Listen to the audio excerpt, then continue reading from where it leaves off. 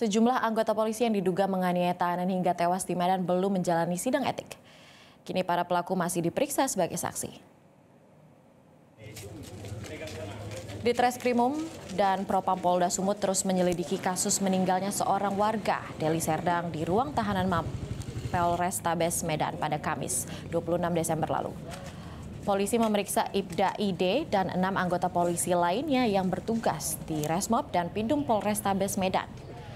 Ketujuhnya diduga terlibat penganiayaan yang menewaskan Ketua Ranting Pemuda Pancasila Sei Semayang Deli Serdang Budianto Sitepu.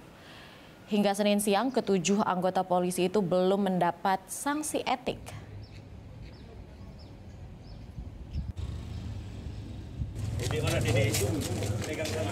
Kasus dugaan penganiayaan yang dilakukan oleh anggota polisi ini berawal dari laporan mertua Ibda ID yang mengeluhkan suara bising yang dibuat oleh korban.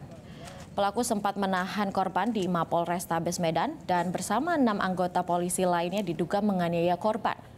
Hasil otopsi menunjukkan ada luka di tubuh korban akibat benturan benda keras tumpul.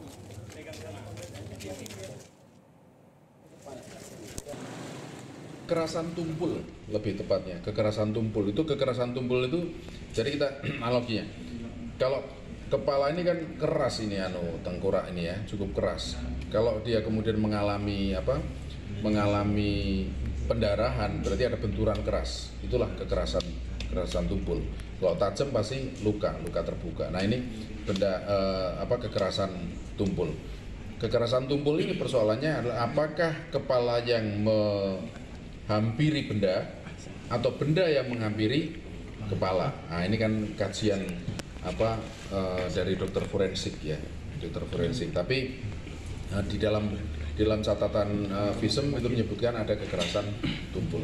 Jelajahi cara baru mendapatkan informasi. Download Metro TV Extend sekarang.